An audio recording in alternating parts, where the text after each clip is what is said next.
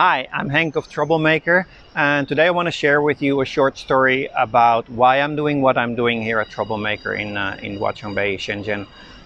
So we started 4 years ago opening a makerspace, and the reason why I wanted to have a makerspace is actually not that I wanted to own one. I wanted to just join one. I was looking for a space, creative space, where community is, where people could teach me how to operate a 3D printer or CNC machine. So I had this idea for a product, and I just don't have the experience of developing a product. I didn't know how a 3D printer works. I don't know how to program a PCB.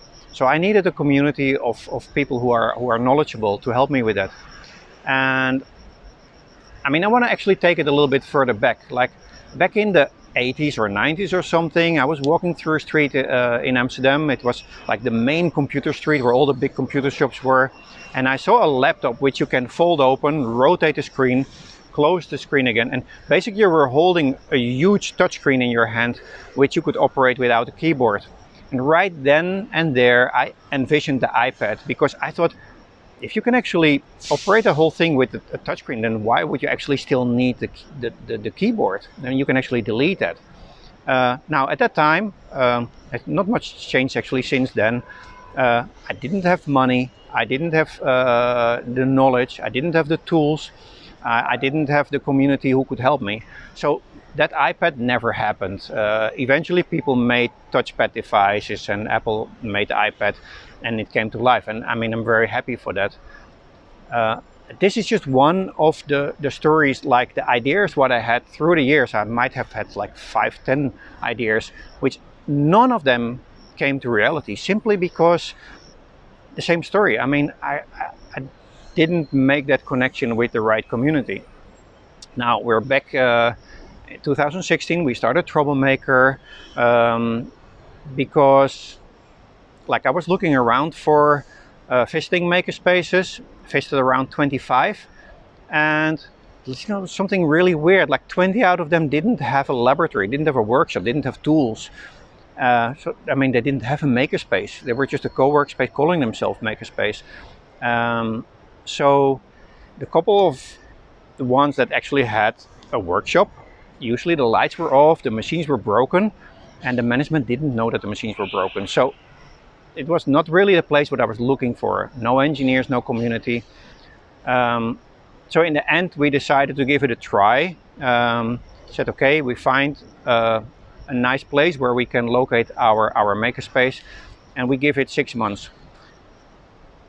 And the first thing we did was inviting engineers to join us, and like even giving them free access just to have engineers around us. And slowly we built our community with specialists to help people just like me, who might have a good idea but not have the means or the relations or the friends or the technology or the money, whatever reason, and they have an idea and they can't realize it. Let me give you one example about this.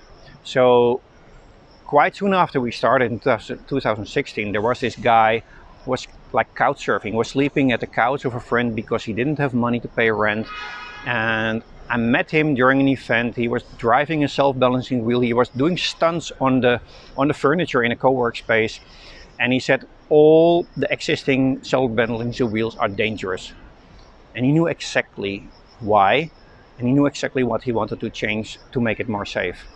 So I said, well, come visit us. I showed him the lab, and I said, well, why don't you use this and make it real? He said, well, I can't afford this. I said, who's talking about money? Just go ahead and try. So this guy saw the opportunity, and he taught himself SolidWorks. He started to rent himself out as a SolidWorks engineer. And with the money, he bought some CNC work, which he couldn't do by himself, but he was like winding the coils of the hub motors by himself. He was gluing the magnets by himself. And 4 months later, the guy was driving his own self-balancing wheel. And then he made some mistakes. Everybody starting a company makes some mistakes, learn from that. And now he earns an electric skateboard brand, and he runs his own factory. So from having one opportunity, all he needed was access to a place with tools, access to community, people who could advise him, who can refer him to the right component suppliers or whatever, to people with money sometimes, if that's what it takes. He took the opportunity with both hands. He was working day and night to make it real, and all what we did was gave him access to our space and our community. Now, that's why I'm doing this.